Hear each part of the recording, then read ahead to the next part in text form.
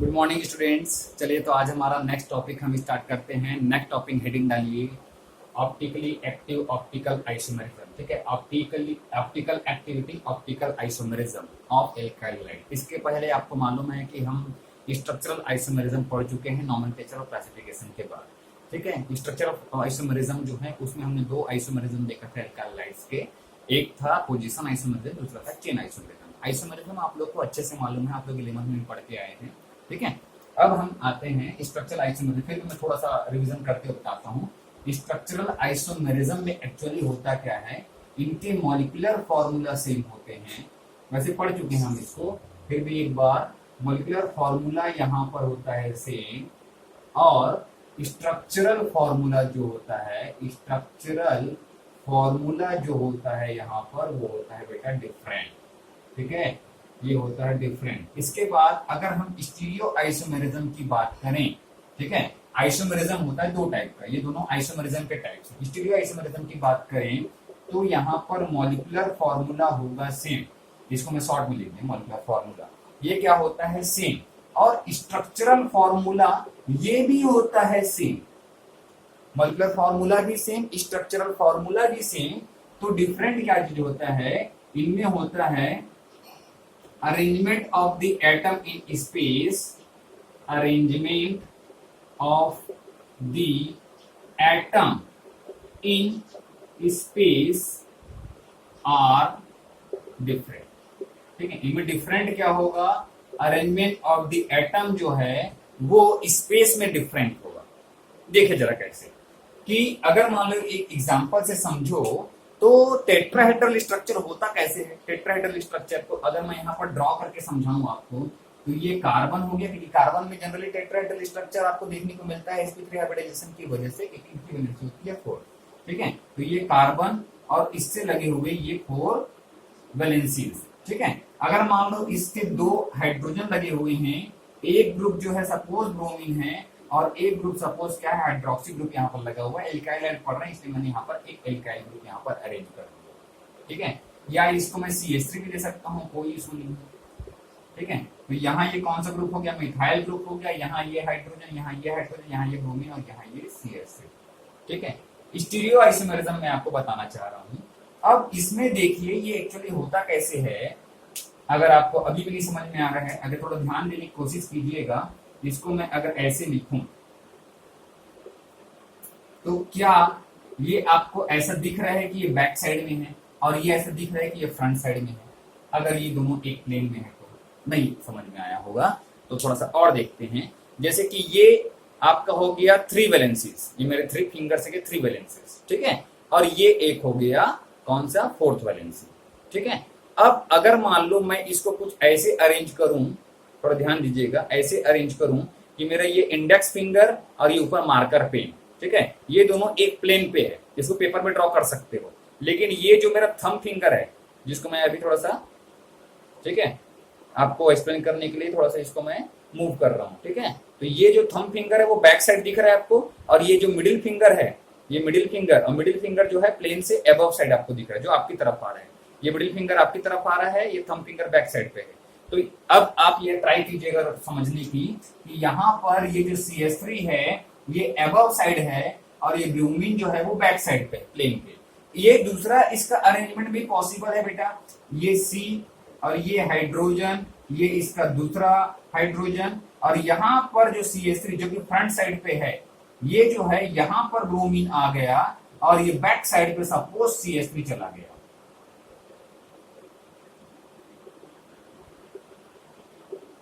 ठीक है, तो आप देख सकते हो कि यहाँ पर CH3 और ब्रोमीन का पोजीशन चेंज हो गया एटम के, स्पेस के अंदर।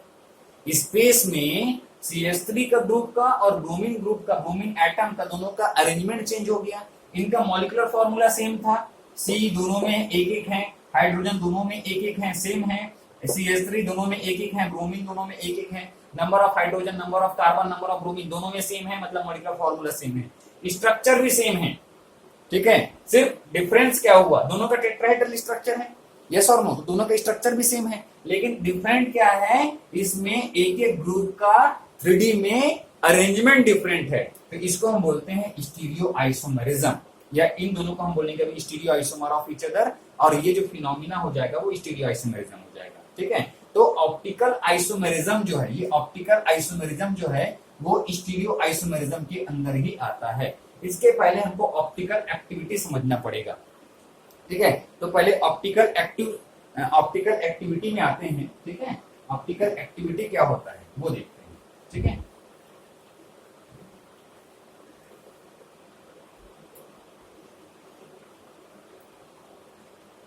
स्टीरियो आइसोमर्स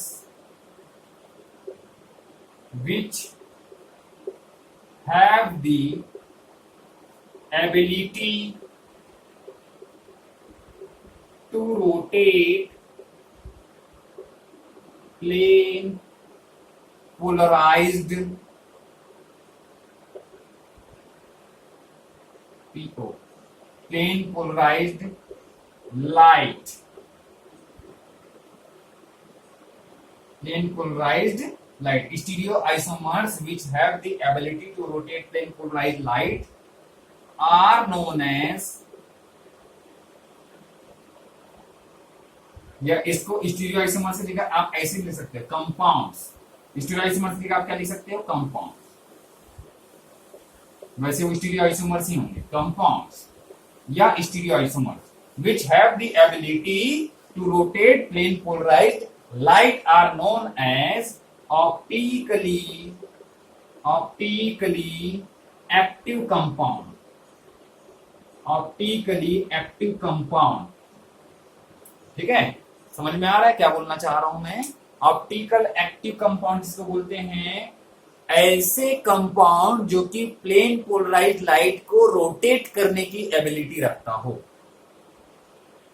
ठीक है, अगर मान लो प्लेन पोलराइज्ड लाइट को कोई रोटेट कर सकता है तो उसको आप क्या बोलोगे? ऑप्टिकली एक्टिव कंपाउंड बोलोगे। और अगर कोई रोटेट नहीं कर सकता तो जाहिर सी बात है ऑप्टिकली इनएक्टिव कंपाउंड बोल देंगे।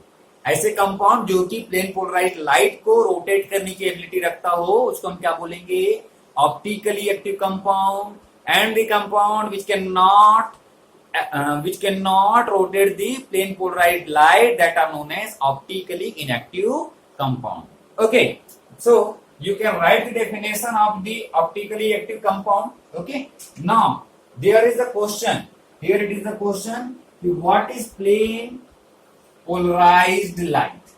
ये एक क्वेश्चन है जो आप लोग के माइंड में आ रहा होगा, सर प्लेन पोलराइज्ड लाइट किसको बोलेंगे? ये तो थोड़ा समझ में आया कि प्लेन पोलराइज्ड लाइट को थोड़ा रोटेट कर देगा। ओके, लेकिन ये प्लेन पोलराइज्ड लाइट होता क्या है? तो पहले आप इसका डेफिनेशन लिख लीजिए, फिर प्लेन पोलराइज्ड लाइट समझते हैं। ठीक है बेटा, डेफिनेशन लिखो, पॉज में क्लिक करके डेफिनेशन लिखिए।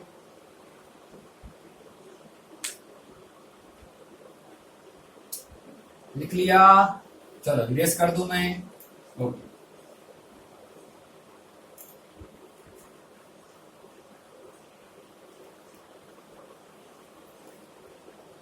देखिए होता क्या है, कोई भी लाइट सोर्स से जो लाइट आती है, चाहे वो एक इलेक्ट्रिक बल्ब हो, चाहे वो इलेक्ट्रिक बल्ब हो, इससे आने वाली लाइट हो, या सनरेज हो, इससे आने वाली लाइट हो, किसी भी लाइट सोर्स से आने वाली लाइट जो है, इसमें आप लोग पढ़े होंगे, ज्यादातर फिजिक्स के अंदर आपने पढ़ा होगा, इसमें ये होता है इलेक्ट्रोमैग्नेटिक लेजर का मतलब इसमें ये इलेक्ट्रोमैग्नेटिक वेव है ये एक्चुअली।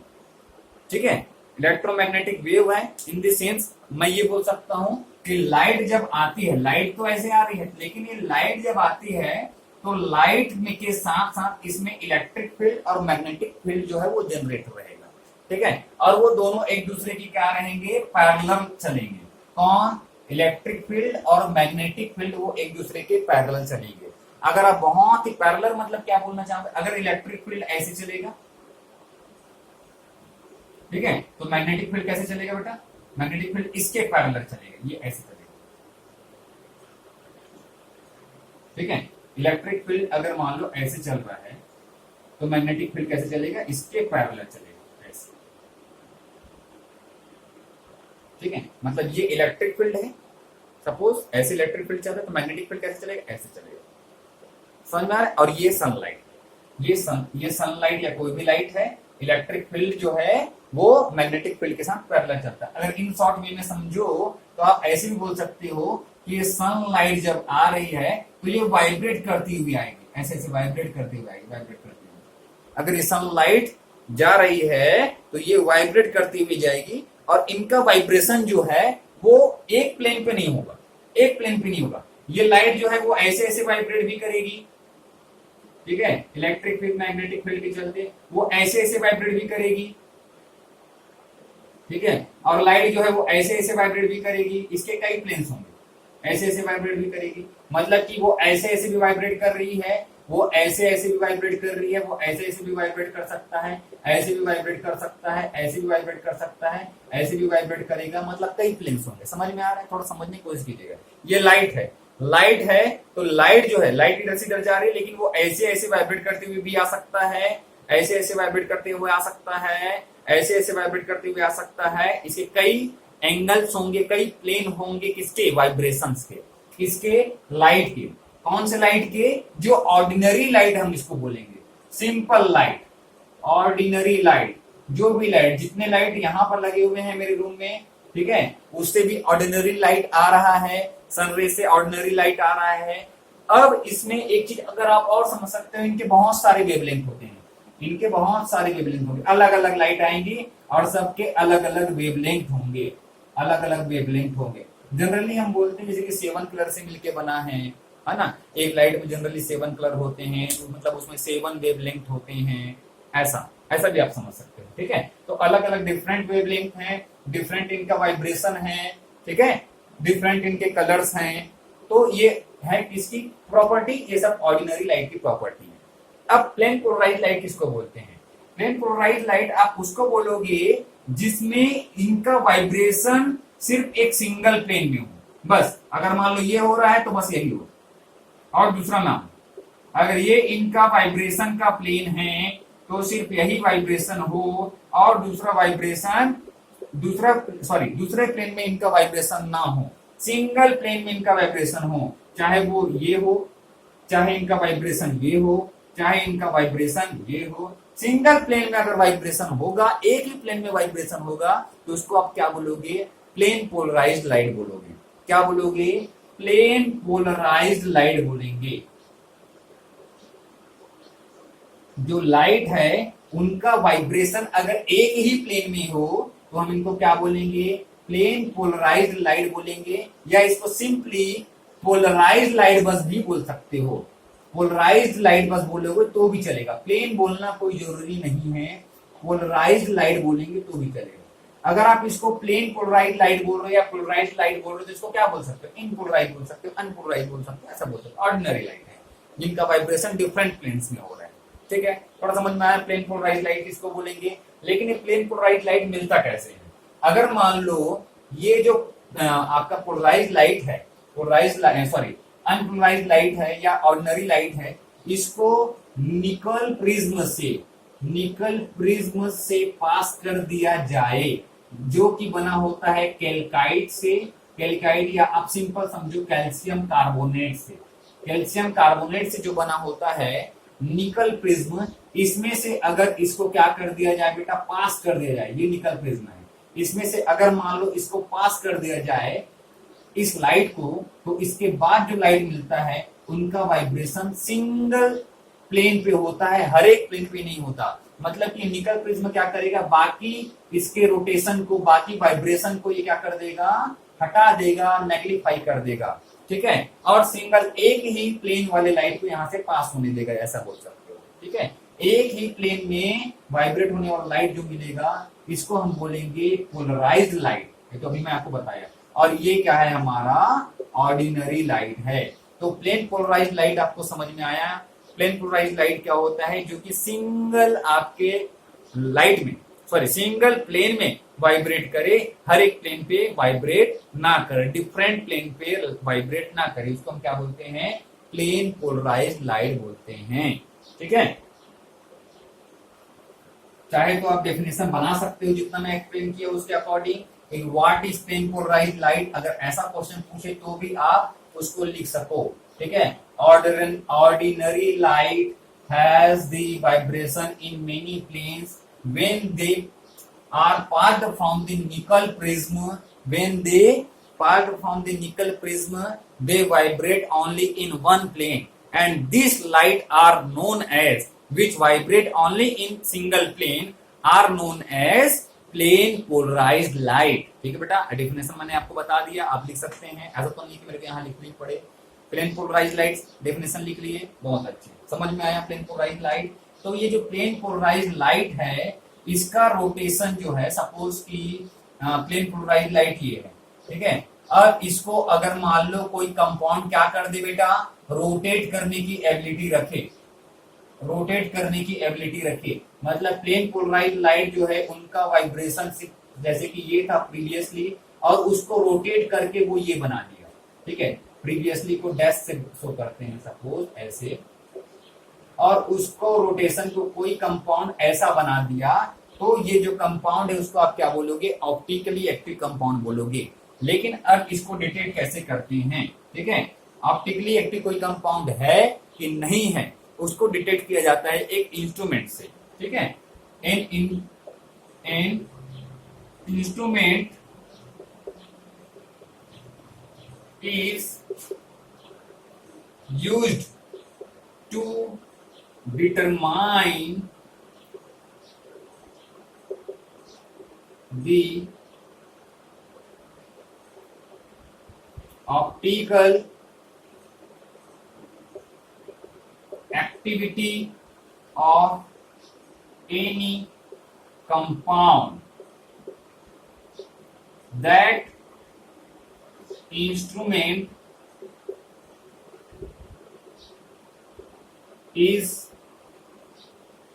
known as polarimeter। ठीक है, क्या बोलते हैं उसको, पोलरीमीटर बोलते हैं। पोलरीमीटर क्या होता है ये आपको मालूम होना चाहिए, ठीक है। यहाँ लिख लो पोलरीमीटर का डेफिनेशन, पोलरीमीटर ऐसा इंस्ट्रूमेंट जो ऑप्टिकल एक्टिव कोई कंपाउंड है कि नहीं उसको बताए, उसको क्या बोलते हैं, पोलरीमीटर बोलते हैं। पोलरीमीटर एक्चुअली होता क्या है, थोड़ा सा बता देता हूं मैं आपको, थोड़ा सा बता पाऊंगा। जैसे कि उसका रिप्रेजेंटेशन कैसा है, ये लाइट सोर्स है, कोई लाइट है ना, ये क्या है, कोई लाइट सोर्स है। तो लाइट सोर्स से पहले जो लाइट आएगा वो कैसा होगा, वो होगा वो होगा बेटा ऐसा होगा, ऑर्डिनरी लाइट होगा, सारे डायरेक्शन पे वो वाइब्रेट करेगा, ठीक है। इसके बाद यहाँ पर जाहिर सी बात है क्या लगा होगा, निकल प्रिज्म लगा होगा, जो इस लाइट को क्या कर देगा, एक सिंगल वेवलेंथ में, सॉरी एक सिंगल वेवलेंथ वाला लाइट में, ऐसे बोल सकते हो सिंगल वेवलेंथ वाला लाइट में, या तो फिर आप ये बोलो पोलराइज लाइट में कन्वर्ट कर देगा। अब ये पोलराइज लाइट जो है, मतलब कि इनका वाइब्रेशन एक सिंगल प्लेन पे होगा, ऐसे सिंगल प्लेन में पोलराइज होगा, इनका वाइब्रेशन होगा। अब अगर जैसे ये वाइब्रेट होते होते ये आ रहा है क्या, लाइट, अब इसको आपको पास करना है, एक यहाँ पर एक कुछ कंटेनर होगा जिसमें आपको सॉल्यूशन लेना है। ये कंटेनर अप्रोक्सीमेटली 10 सेंटीमीटर लेंथ का होता है, ठीक है, 10 सेंटीमीटर लेंथ का होता है। यहाँ आपको कंपाउंड को लेना है, जिस कंपाउंड की ऑप्टिकली एक्टिविटी चेक करनी होती है उसको यहाँ लिया जाता है। हालांकि आपको इन सब का बहुत ज्यादा यूज नहीं पड़ेगा, बट फिर भी नॉलेज के लिए बातें हम ध्यान में रख सकते हैं, ठीक है। 10 सेंटीमीटर लेंथ का इसका क्या रहता है, कंपाउंड को लिया जाता है। और इस जो कंपाउंड है, ये कंपाउंड की कंसंट्रेशन भी स्टैंडर्ड होनी चाहिए, समझ में आ रहा है। ये कंपाउंड भी यहाँ पर जो लिया जाता है वो स्टैंडर्ड होती है, और इसकी स्टैंडर्ड कंसंट्रेशन होता है 1 ग्राम पर ml।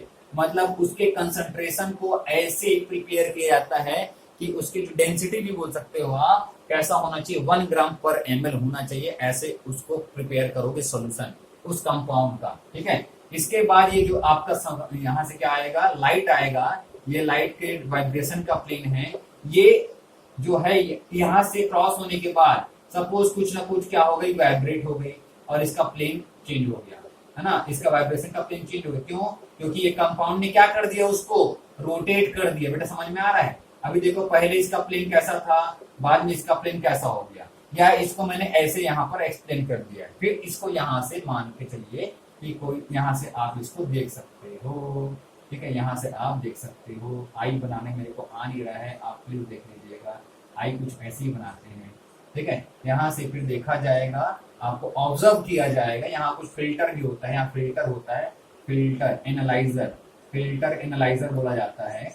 ये फिल्टर एनालाइजर से आप ये पता कर सकते हो कि क्या ऑप्टिकल जो यहाँ पर लाइट आ रही थी वो रोटेट हुआ कि नहीं हुआ इस कंपाउंड से, ऐसे पता किया जाता है बाय द यूजिंग इंस्ट्रूमेंट्स। क्योंकि ये क्वेश्चन आता है माइंड में, हमारे डाउट आता है कि हमको कैसे पता चलेगा कि लाइट रोटेट हो रहा है कि नहीं हो रहा है। तो वो पता चलता है बेटा एक इंस्ट्रूमेंट से जिसको पोलरीमीटर बोलते हैं, और ये इंस्ट्रूमेंट का रिप्रेजेंटेशन है। ठीक है, ये इंस्ट्रूमेंट का रिप्रेजेंटेशन है। इंस्ट्रूमेंट कुछ ऐसा होता है, लाइट सोर्स से लाइट आती है जिसको निकल प्रिज्म से क्या कर दिया जाता है, पोलराइज में कन्वर्ट कर दिया जाता है। ठीक है, इसके बाद यहाँ पर एक कंटेनर होगा, जिस कंटेनर में आपको कंपाउंड लेना है। कंपाउंड का जिस कंटेनर है उसका लेंथ होता है 10 सेंटीमीटर, और यहाँ जो कंपाउंड ले जाता है उसका कंसंट्रेशन भी स्टैंडर्ड कंसंट्रेशन लिख लीजिए। स्टैंडर्ड कंसंट्रेशन जो है 1 ग्राम पर ml होना चाहिए। यहाँ से फिल्टर के थ्रू, आप एनालाइजर फिल्टर के थ्रू हम देख सकते हैं कि प्लेन पोलराइज्ड लाइट रोटेट हुआ है कि नहीं हुआ है। ठीक है, अगर रोटेट हुआ है तो कंपाउंड को क्या बोलेंगे, ऑप्टिकली एक्टिव कंपाउंड बोलेंगे। अगर रोटेट नहीं हुआ है तो उसको कंपाउंड क्या बोलेंगे, ऑप्टिकली इनएक्टिव कंपाउंड बोला जाएगा। ठीक है बेटा, तो प्लेन पोलराइज्ड लाइट आपको समझ में आया, ऑप्टिकल एक्टिव कंपाउंड समझ में आया, ऑप्टिकल इनएक्टिव कंपाउंड अभी तक समझ में आ गया, प्लेन पोलराइज्ड लाइट क्या होता है समझ में आ गया, पोलरीमीटर क्या होता है समझ में आ गया, और पोलरीमीटर के हमने अभी तक कैसा रिप्रेजेंटेशन होता है ये समझ में आया। ठीक है, नेक्स्ट हम देखते हैं। अब इसमें दो बातें हैं। ठीक है, अभी दो चीज हो सकती है। क्या हो सकता है कि अब ये जो ऑप्टिकल एक्टिव कंपाउंड है, ये ऑप्टिकल एक्टिव कंपाउंड जो है वो प्लेन पोलराइज्ड लाइट को या तो क्लॉकवाइज रोटेट कर सकता है ना, या तो एंटी क्लॉकवाइज रोटेट कर सकता है। समझते जाइए मैं क्या बोल रहा हूं। नेक्स्ट पॉइंट हमारा इसी पे बेस्ड है। ठीक है, ये जो ऑप्टिकली एक्टिव कंपाउंड है वो प्लेन पोलराइज्ड लाइट को क्लॉकवाइज रोटेट कर सकता है, एंटी क्लॉकवाइज भी रोटेट कर सकता है। अभी देखो क्या हुआ है, क्लॉकवाइज रोटेट हुआ है। पहले ऐसा था है ना, जिसको ओल्ड वन को मैं कैसे शो किया हूं, डैश से। ठीक है, और नेक्स्ट वन अब ये कैसा हो गया, इधर आ गया। तो ये क्लॉकवाइज गया कि नहीं गया, क्लॉकवाइज। ठीक है, क्लॉकवाइज भी हो सकता है। और ये प्लेन पोलराइज्ड लाइट को जो कंपाउंड्स हैं वो एंटी क्लॉकवाइज भी इधर भी रोटेट कर सकता था। तो ये दो टाइप के रोटेशन पॉसिबल है, एक तो क्लॉकवाइज और दूसरा पॉसिबल है बेटा एंटी क्लॉकवाइज। तो जब कंपाउंड किसी भी प्लेन पोलराइज्ड लाइट को क्लॉकवाइज डायरेक्शन में रोटेट करता है तो उस कंपाउंड को हम बोलते हैं डेक्स्ट्रो रोटेटरी बोलते हैं। ठीक है, अगर कंपाउंड इसको प्लेन पोलराइज्ड लाइट को क्लॉकवाइज डायरेक्शन में क्या कर दे, रोटेट कर दे, तो उस कंपाउंड को बोला जाता है डेक्स्ट्रो रोटेटरी, जिसको आप स्मॉल डी से रिप्रेजेंट कर सकते हो उस कंपाउंड को, या प्लस साइन से रोटेट कर सकते हैं, प्लस साइन से रिप्रेजेंट कर सकते हो, स्मॉल डी से या प्लस साइन से रोटेट एक्सप्लेन या रिप्रेजेंट कर सकते हैं। ठीक है, और एंटी क्लॉकवाइज अगर मान लो क्या कर रहा है, उस लाइट को कंपाउंड जो है रोटेट कर रहा है, कंपाउंड अगर लाइट को एंटी क्लॉकवाइज डायरेक्शन में रोटेट कर रहा है तो इसी कंपाउंड को क्या बोलते हैं, लीवो रोटेटरी बोला जाता है। क्या बोला जाता है, लीवो रोटेटरी बोला जाता है ना। इसको आप स्मॉल एल से रिप्रेजेंट कर सकते हो या माइनस फॉर्म से रिप्रेजेंट कर सकते हो। यहाँ पर कंपाउंड जो लिया आपने वो या तो क्लॉकवाइज डायरेक्शन में रोटेट करेगा, या तो एंटी क्लॉकवाइज डायरेक्शन में रोटेट करेगा, या तो रोटेट नहीं करेगा, नहीं करने वाले को ऑप्टिकली इनएक्टिव, करने वाले को ऑप्टिकली एक्टिव। अगर क्लॉकवाइज में किया डेक्स्ट्रो रोटेटरी, अगर एंटी क्लॉकवाइज किया लीवो रोटेटरी। डेक्स्ट्रो रोटेटरी को स्मॉल डी से और प्लस साइन से डिनोट करना है, और एंटी क्लॉकवाइज को या लीवो रोटेटरी को स्मॉल एल से या माइनस साइन से हमको डिनोट करना है। ठीक है बेटा, तो ये इतनी बातें हैं। चाहे तो ये सब बना लीजिए नोटबुक में, ताकि ये क्या होगा हमारे लिए बाद में जब आप पढ़ोगे तो आपको आसान हो जाएगा। फिर फटाक से बना लीजिए, चाहे तो वाली बात नहीं है, बनाइए, इसको बनाइए। पोलरीमीटर क्या होता है वो लिखिए। ठीक है, और ये दोनों लिखने की जरूरत नहीं है, ये दोनों डेफिनेशन के फॉर्म पे हम लिखेंगे। ठीक है, अभी आप इतना लिखिए बेटा। पॉज बटन क्लिक कीजिए, नोट कीजिए।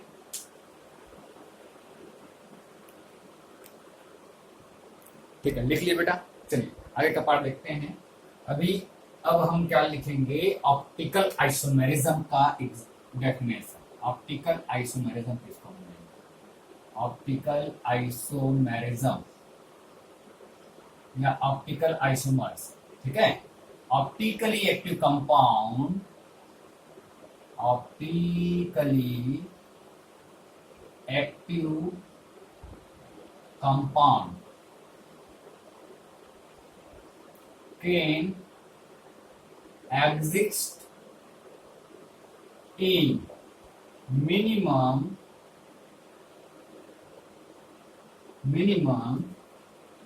two isomeric form which rotates the plane polarized light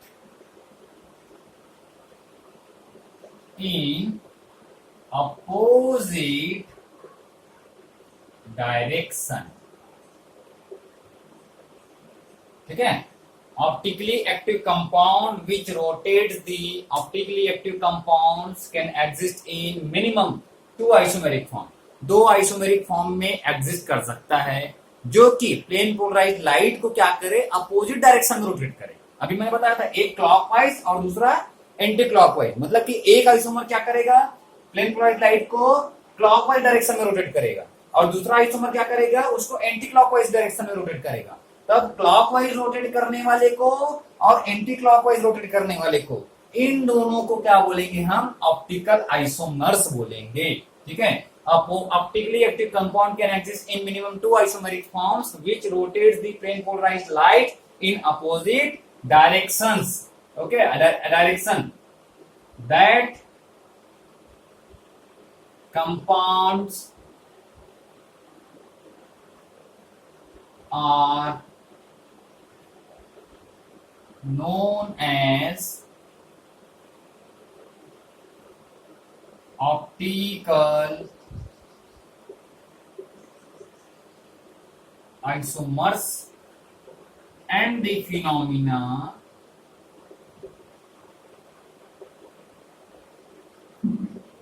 is known as optical isomerism. ठीक है बेटा, तो ऑप्टिकल आइसोमेरिज्म समझ में आया। ठीक है, मैं आपके सामने डेफिनेशन इसलिए लिखता हूं ताकि आपको डेफिनेशन लिखना भी आ जाए। ठीक है, वैसे तो आप लोग को आता है, बट फिर भी हो सकता है कुछ लोगों को ना आता हो, है ना, या कुछ लोग थोड़ा सा समझ में तो आता है, सब चीज कॉन्सेप्ट क्लियर है, बट वर्ड्स को अरेंज करने में थोड़ा दिक्कत हो रहा है। कैरेक्टर्स से लेकर के डेफिनेशन कैसे बनाएं, अगर इन चीजों में थोड़ा सा वीकनेस है तो वो धीरे धीरे क्या हो जाएगी, स्ट्रेंथ बढ़ जाएगी। इसलिए मैं सामने यहाँ पर डेफिनेशन लिखता हूँ। ठीक है, तो फिर ये देखिए जाइए, ऑप्टिकली एक्टिव कंपाउंड पहले हमने समझा, ऑप्टिकली एक्टिव कंपाउंड होता क्या है, जो कि प्लेन पोलराइज्ड लाइट को रोटेट करने की एबिलिटी रखता हो। ठीक है, अब वो ऐसे जो ऑप्टिकल एक्टिव कंपाउंड्स हैं वो कम से कम दो फॉर्म पे अवेलेबल हो सकते हैं, दो फॉर्म पे एग्जिस्ट करेंगे। एक लाइट को क्लॉकवाइज में रोटेट करेगा, दूसरा एंटी क्लॉकवाइज में। इसलिए हमने क्या लिखा, which rotates the plane polarised light in opposite direction. अब ये जो कंपाउंड है वो तो ऑप्टिकली एक्टिव तो है ही, तो उसको हम क्या बोलेंगे, ऑप्टिकल आइसोमर्स बोलेंगे, और ये जो फिनोमिनन है वो क्या कहलाएगा, ऑप्टिकल आइसोमेरिज्म कहलाएगा। यहाँ पर अब 2 पॉइंट बच गया है ना, एक डेक्स्ट्रो रोटेटरी, हालांकि आप समझ चुके हो लेकिन लिखे नहीं है, डेक्स्ट्रो रोटेटरी। ठीक है, किसको बोलेंगे, compounds which rotates the polarized light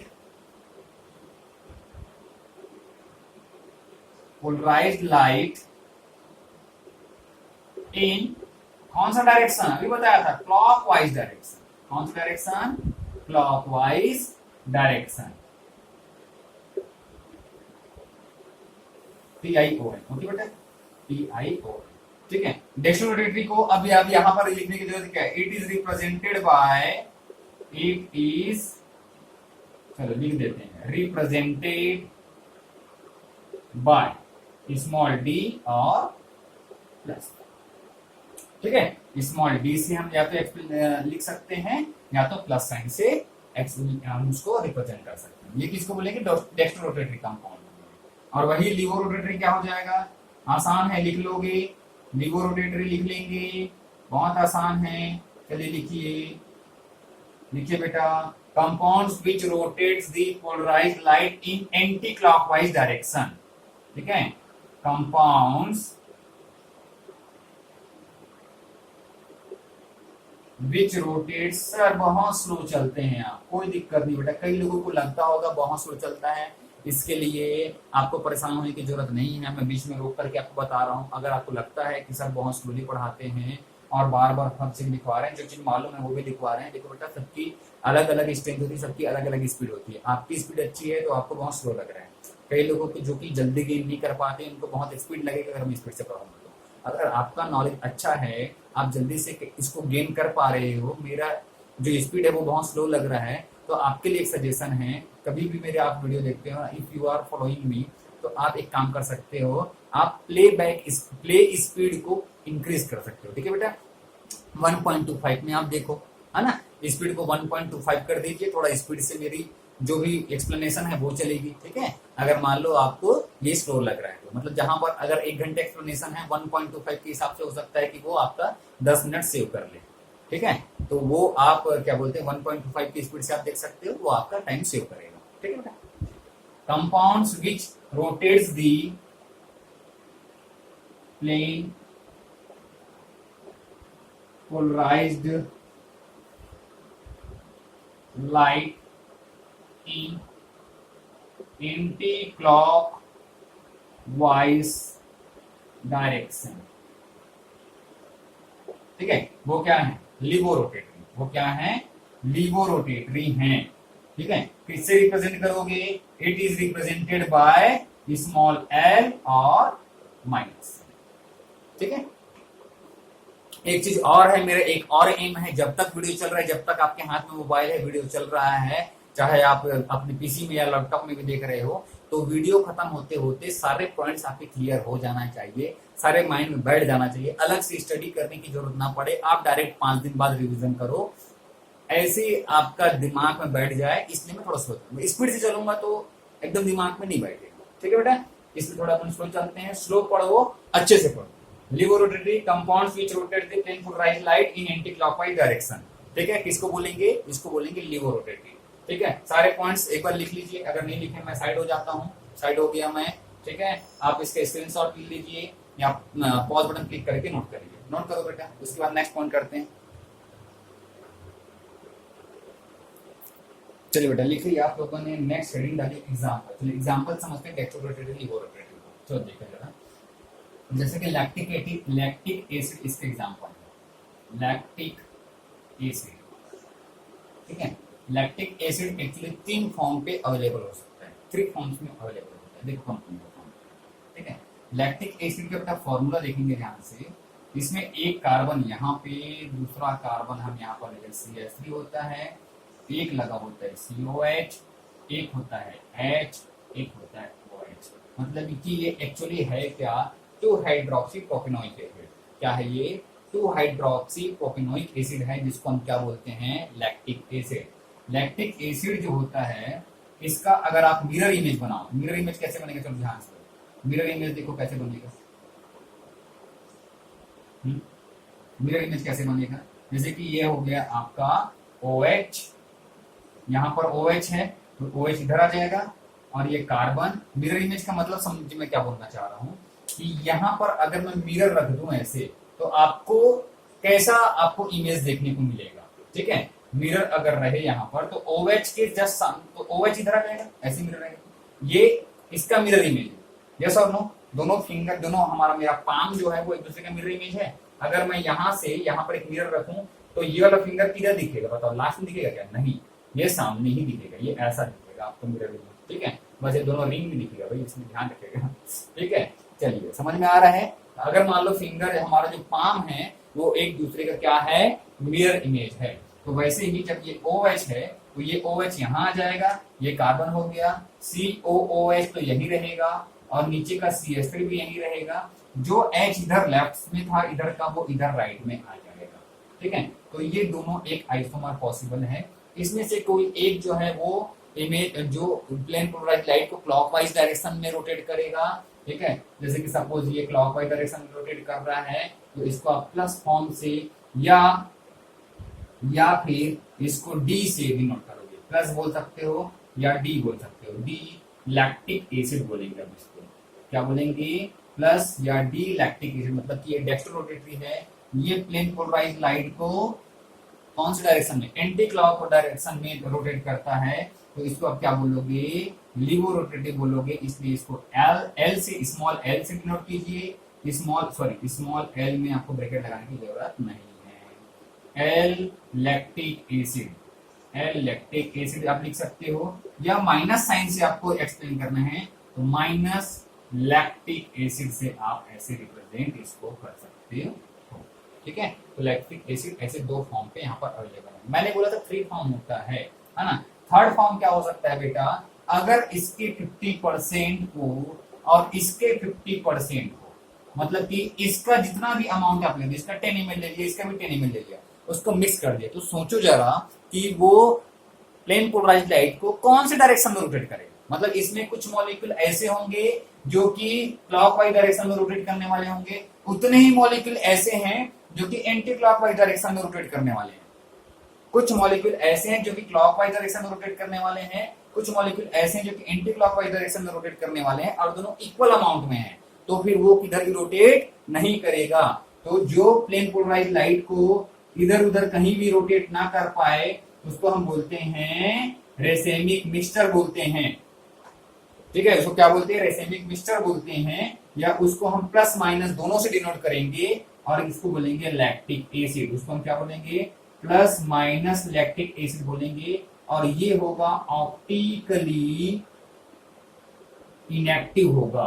क्या बोलेंगे, ये क्या होगा, ऑप्टिकली इनएक्टिव होगा, और ये एक्चुअली क्या है, रेसेमिक मिक्सचर है, रेसेमिक मिक्सचर। ठीक है, ये अभी हो सकता है कि आगे एक बार और मैं आपको बताऊं, ठीक है, फिर भी अभी आप ध्यान रखेंगे। रेसेमिक मिक्सचर क्या होता है, जब डेक्स्ट्रो रोटेटरी और लिवो रोटेटरी का इक्वल अमाउंट जो कंपाउंड में हो, इक्वल अमाउंट जो है वो अवेलेबल हो किसी कंपाउंड में, किसी मिक्सचर में, तो उस मिक्सचर को हम बोलते हैं रेसेमिक मिक्सचर बोलते हैं। वो ऑप्टिकली इनएक्टिव होगा, किसी भी साइड में, किसी भी डायरेक्शन में वो रोटेट नहीं कर पाएगा प्लेन पोलराइज्ड लाइट को। ओके, ठीक है, समझ में आया। तो ये था एग्जांपल नोट कर लीजिए। इसके बाद हम नेक्स्ट पॉइंट पर चलते हैं, नोट करो। चलिए, तो नेक्स्ट पॉइंट, नेक्स्ट स्टडी डालिए, मैंने डाल रखा है यहाँ पर स्पेसिफिक रोटेशन। स्पेसिफिक रोटेशन या इसको ऑब्जर्व्ड एंगल ऑफ रोटेशन भी बोलते हैं। अब बेटा ये क्या होता है, जैसे कि मान लो कोई कंपाउंड आपने लिया है, पोलरिमीटर में वापस चले जाओ, थोड़ा ध्यान लगाओ, वापस चले जाओ जो भी मैं पढ़ाया था। ठीक है, यहाँ पर जो कंपाउंड है, इस कंपाउंड ने, यहाँ पर जो कंपाउंड यहाँ से आ रहा है, यहाँ पर क्या प्लेन पोलराइज्ड लाइट आ रहा है। अब ये कंपाउंड जो है इस प्लेन पोलराइज्ड लाइट को रोटेट कर दिया। ठीक है, तो अब उसको हम क्या बोलेंगे, ऑप्टिकली एक्टिव कंपाउंड बोलेंगे।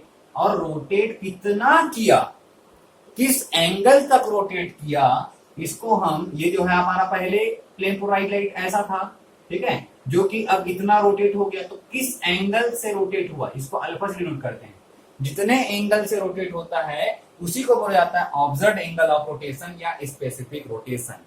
ठीक है, किसको बोलते समझिए, जितने एंगल से कोई प्लेन पोलराइज्ड लाइट रोटेट होता है किसी भी ऑप्टिकली एक्टिव कंपाउंड से, उसको क्या बोला जाता है, ऑब्जर्व्ड एंगल ऑफ रोटेशन बोला जाता है या स्पेसिफिक रोटेशन बोला जाता है। ठीक है, आप लिखोगे it is the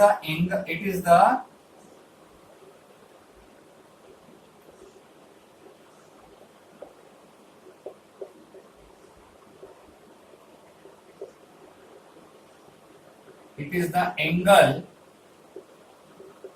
through which when a plane polarized light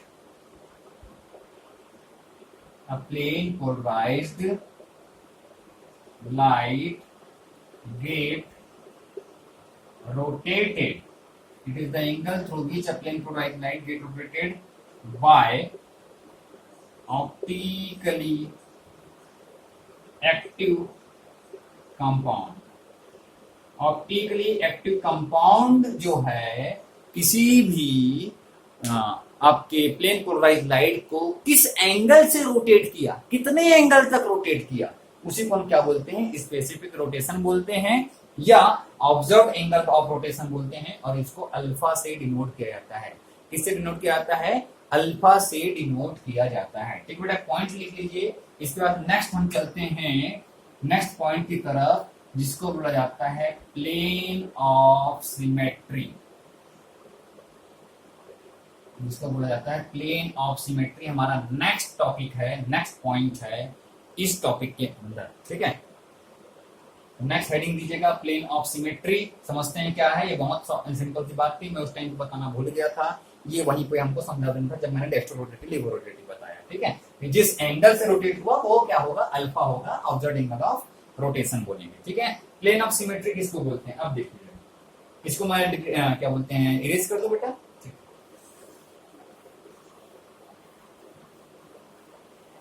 observe angle of rotation हो गया। प्लेन ऑफ सिमेट्री में आ जाते हैं।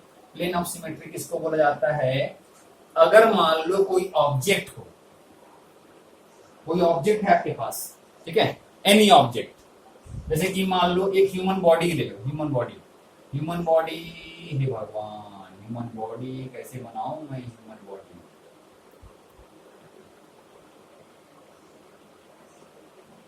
ये ह्यूमन बॉडी है, ठीक है, इसके 2 आईज है, ठीक है, ये नोज में बना दिया,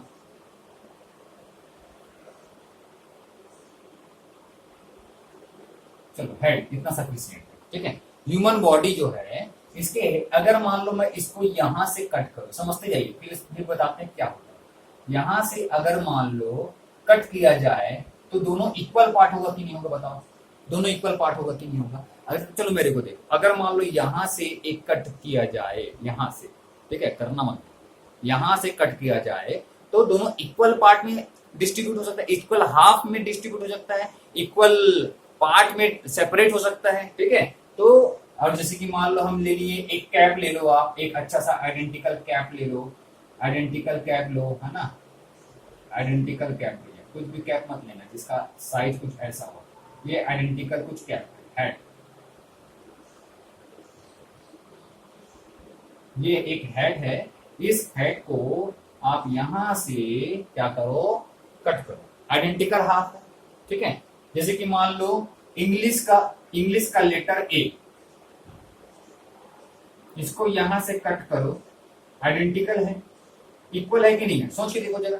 अगर इसको यहां से कट किए, अब इसको जो एक के ऊपर एक आप सुपर इम्पोज करके रखो, एक के ऊपर एक रख करके देखना, तो क्या वो इक्वल होगा, यस होगा। तो जब किसी भी ऑब्जेक्ट को 2 इक्वल पार्ट में क्या कर सके, डिस्ट्रीब्यूट कर सके, तो जहां से आप कट कर रहे हो उसको क्या बोला जाता है, प्लेन ऑफ सिमेट्री बोला जाता है। समझ में आ रहा है प्लेन ऑफ सिमेट्री किसको बोलोगे, जब किसी भी ऑब्जेक्ट को 2 आइडेंटिकल या 2 इक्वल हाफ में क्या कर सके, क्या किया जा सके, डिस्ट्रीब्यूट किया जा सके, सेपरेट किया जा सके। तो जिस एंगल से, जिस आप क्या बोलना चाहिए, जिस एरिया से, जिस पोजीशन से, जिस प्लेन से आप उसको कट करोगे उसको बोलेंगे प्लेन ऑफ सिमेट्री। आप इसको यहां से कट करोगे तो क्या इक्वल पार्ट में डिस्ट्रीब्यूट होगा, क्या यहां से कट करोगे तो ये इतना और ये इतना, क्या ये इक्वल है, नहीं है, तो इसको नहीं बोलेंगे, इसको नहीं बोल सकते। ये जो है वो प्लेन ऑफ सिमेट्री, ये क्या है, प्लेन ऑफ सिमेट्री है। जिस प्लेन से आप कट करने पे, जिस प्लेन से कट करने पे ऑब्जेक्ट 2 इक्वल पार्ट में डिस्ट्रीब्यूट हो, उस प्लेन को आप क्या बोलोगे, प्लेन ऑफ सिमेट्री बोलोगे। मैं यहां से इसको कट करूं तो क्या ये इक्वल पार्ट में डिस्ट्रीब्यूट हो सकता है, नहीं हो सकता, तो ये इसका पीओएस नहीं है। पीओएस किसको बोलोगे, इसी को बोलोगे, क्योंकि मैं यहां से अगर कट करूं तो ये अल्फाबेट ए जो है वो इक्वल पार्ट में डिस्ट्रीब्यूट हो सकता है। यहां पर यहाँ पर ये यहां से मैं ऐसे कट करूं तो इक्वल पार्ट में डिस्ट्रीब्यूट होगा, ऐसे कट करूंगा तो होगा क्या, नहीं होगा। वहीं पर आप लेटर ओ ले लो, लेटर ओ, लेटर ओ, ठीक है। अभी इसको थोड़ा सा ध्यान से समझिएगा। अगर मैं इसको यहां से कट करूं तो इसको इक्वल पार्ट में डिस्ट्रीब्यूट कर सकता हूं, यस ऑफ कोर्स। अगर मैं इसको यहां से कट करूं तो ये भी एक दूसरे का इक्वल पार्ट हो सकता है, यस ऑफ कोर्स। तो यहाँ प्लेन ऑफ सिमेट्री 2 है। अगर मैं यहां से कट करूं तो होगा क्या, इक्वल पार्ट, नहीं होगा, तो ये प्लेन ऑफ सिमेट्री नहीं है। समझ रहे हैं? तो प्लेन ऑफ सिमेट्री किसको बोलोगे, एक ऐसा प्लेन जहां से कट करने पर दो आइडेंटिकल हाफ में डिवाइड हो सके, उसको हम बोलेंगे प्लेन ऑफ सिमेट्री। उसको हम क्या बोलेंगे, प्लेन ऑफ सिमेट्री बोलेंगे। तो प्लेन ऑफ सिमेट्री के लिए डेफिनेशन लिखना है, एग्जांपल जो है आप चाहे तो डायग्राम बना लो ताकि आपको बाद में आसानी समझ में आए। डायग्राम बना लीजिए, फिर फटाक से इसका डेफिनेशन लिखते हैं। बेटा डायग्राम बनाओ।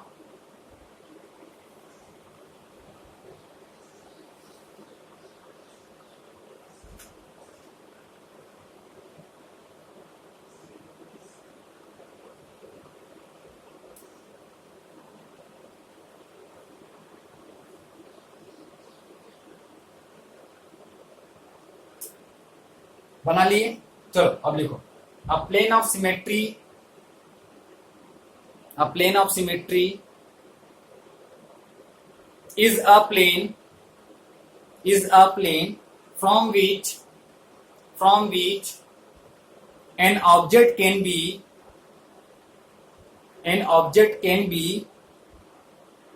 divided into two equal half। यहां पे से लिख सकते हो, it is the plane from which an object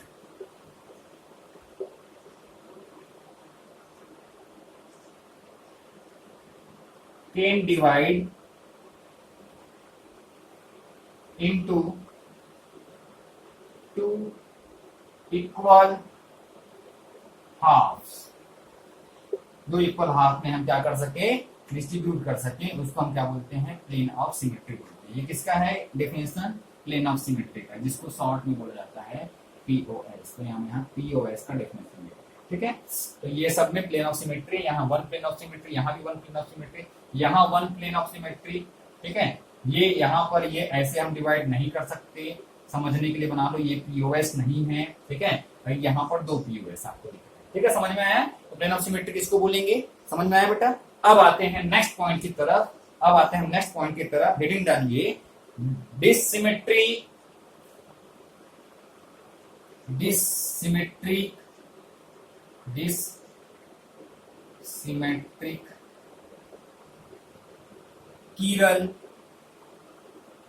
या असिमेट्रिक, ठीक है। 3 पॉइंट्स हैं, डिसिमेट्रिक, कीरल या असिमेट्रिक।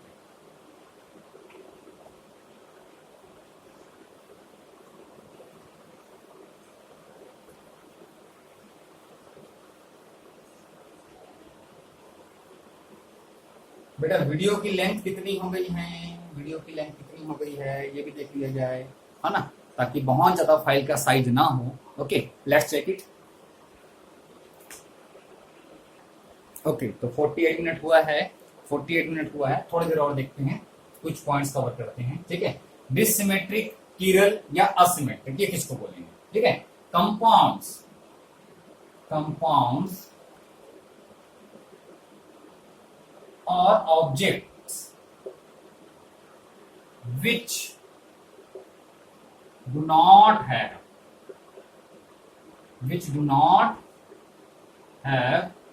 plane of symmetry, ठीक है,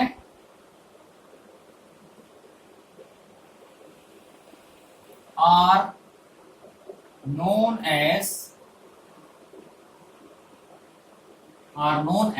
dissymmetric, कीरल और असिमेट्रिक ऑब्जेक्ट, है ना, उनको हम क्या बोलेंगे, अगर ऑब्जेक्ट रहेगा तो ऑब्जेक्ट बोलेंगे, कंपाउंड होगा तो कंपाउंड बोलेंगे। इसकी quality, these are non superimposable meaning बताऊंगा मैं इसका अभी, विथ इट्स मिरर इमेज।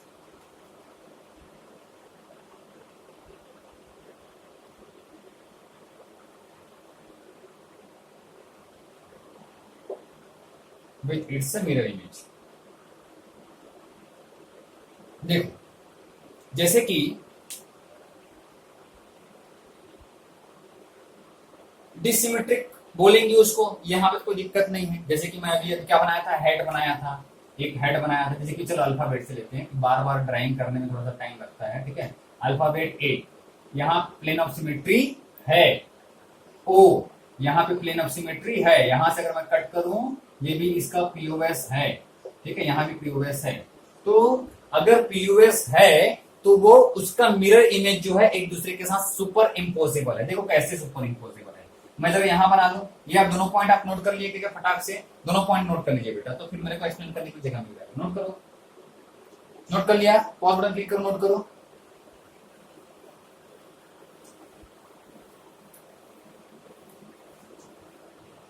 ठीक है, चलिए देखते हैं।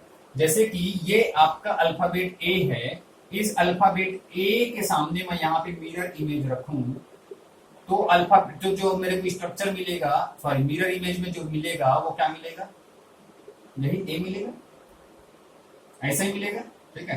क्या सर बनाने भी नहीं आ रहा है, हूबहू दिखना चाहिए, ठीक है। चलो ऐसा, इसलिए वहीं पे अगर मैं बात करूं किसकी, चलो मिरर थोड़ा बदल ले लूं, यहां पर एफ ले लेता हूं मैं, एफ। तो एफ का मिरर इमेज कुछ ऐसा मिलेगा मेरे को। अब इन दोनों को देखो, यहां पे पीओएस है, यस और नो, यहां पे पीओएस है अवेलेबल, सॉरी ये तो मिरर इमेज है, मिरर के अंदर नहीं जाना, पीओएस अवेलेबल है। यहां पर पीओएस है, क्या कहीं से भी मैं इसको आइडेंटिकल हाफ में डिवाइड कर सकता हूं। एफ के को कहीं से भी आप कट करोगे तो क्या वो दो इक्वल पार्ट में डिवाइड हो सकता है, नहीं हो सकता। तो यहां पर पीओएस नॉट अवेलेबल, यहां पर पीओएस अवेलेबल। अब अवेलेबल है तो देखो, इसके मिरर इमेज को अगर उठा करके इसके ऊपर रखा जाए तो क्या ये अच्छे से ओवरलैप कर पाएगा, अच्छे से हाइड कर पाएगा पुराने ए को, समझ रहे हो। सुपर इम्पोसिबल का मतलब समझिए, जो नीचे लिखा था, ठीक है। सुपर इम्पोसिबल किसको बोलेंगे, जब इस ए को उठा करके इसके ऊपर रखा जाए तो ये इसको अच्छे से क्या कर पाएगा, हाइड कर पाएगा। तो यहां पर आप क्या बोलोगे, mirror image is super impossible, mirror image is super impossible.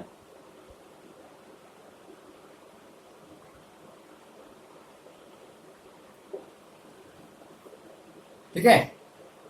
और यहां पर हम इसको इसके ऊपर अगर रखें तो फिर ये हाइड नहीं कर पाएगा। कैसे, ये आपका नया, सॉरी ये वाला एफ, ये एफ, इसके ऊपर अगर मैं इसको रखूं तो कैसे रखाएगा, ऐसे आएगा, ऐसा थोड़ी ना आएगा, समझ में आ रहा बात। लेकिन इसको ऐसा है, इसके ऊपर फिर से रखा जाए तो ऐसा ही आएगा, लेकिन यहां पर नहीं आएगा। आई थिंक समझ में आ गया होगा, ठीक है। तो ऐसे मिरर इमेज को क्या बोलते हैं, non super impossible, non super impossible. तो मीनिंग समझ में आए, सुपर इम्पोसिबल किसको बोलेंगे, नॉन सुपर इम्पोसिबल किसको बोलेंगे, ठीक है। तो जब प्लेन ऑफ सिमेट्री नहीं होती है, मिरर इमेज मिलता है नॉन सुपर इम्पोसिबल, और जब प्लेन ऑफ सिमेट्री होती है तो मिरर इमेज बनेगा सुपर इम्पोसिबल। और जब प्लेन ऑफ सिमेट्री हो, सुपर इम्पोसिबल हो, तो ऐसे ऑब्जेक्ट को बोला जाएगा, ऐसे ऑब्जेक्ट को बोला जाएगा सिमेट्रिकल। ऐसे ऑब्जेक्ट को क्या बोला जाएगा, सिमेट्रिकल। अभी हम क्या पढ़ रहे हैं, डिससिमेट्रिकल। तो डिससिमेट्रिकल का एग्जांपल है हमारा ये, जब प्लेन ऑफ सिमेट्री ना हो तो इसका मिरर इमेज क्या हो जाता है, इसके ऊपर नॉन सुपर इम्पोसिबल होता है।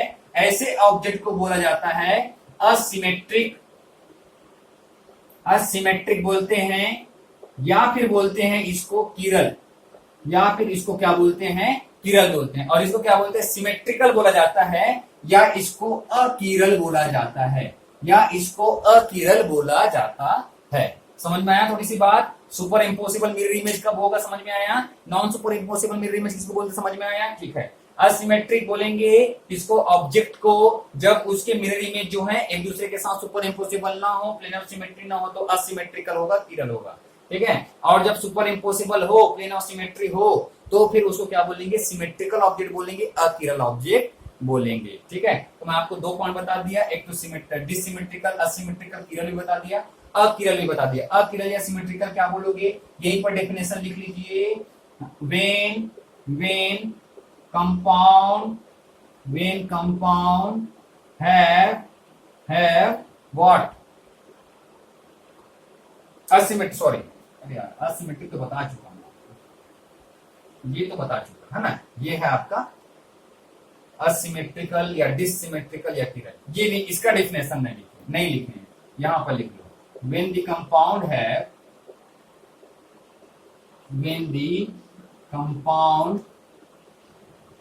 have क्या, plane of symmetry, okay, and plane of symmetry it is known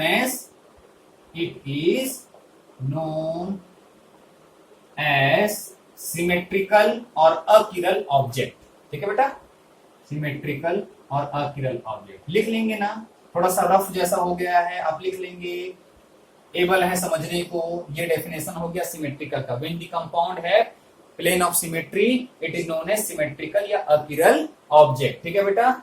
it's, और इसका डेफिनेशन इसमें क्या लिखोगे, इट्स मिरर इमेज इज, ये लिखा हुआ है, it's mirror image is super impossible, इनके मिरर इमेज क्या होंगे, सुपर इम्पोसिबल होंगे।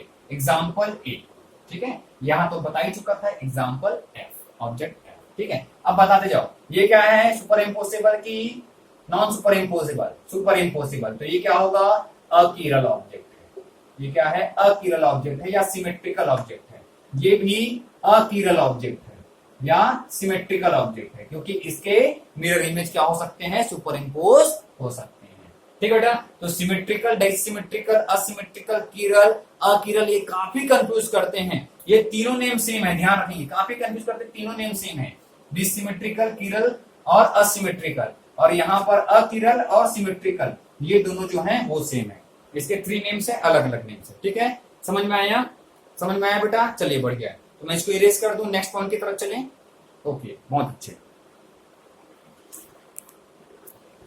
ठीक है बेटा। जैसे कि आप लोग देख सकते हैं, वीडियो की लेंथ काफी हो चुकी है इस टॉपिक पे, मतलब कि अभी हम बोल रहे हैं ऑप्टिकल आइसोमेरिज्म, इसमें काफी कुछ बाकी है अभी, तो इसको हम नेक्स्ट वीडियो में कवर करते हैं, ठीक है। तो आज आपने काफी कुछ सीखा है, इसकी एक बार प्रैक्टिस कीजिए अच्छे से, ताकि नेक्स्ट वीडियो जब आए तो जब दोनों चीजों को जब उसको आप पढ़ो, तो इसकी टॉपिक जब आपको मालूम होगी, इनके पॉइंट जब मालूम होंगे, तो वो आसानी से आपको और समझ में आएगा, ठीक है। तब तक आप प्रैक्टिस कीजिए, अच्छे से प्रैक्टिस कीजिए। Thank you, keep watching, keep practice.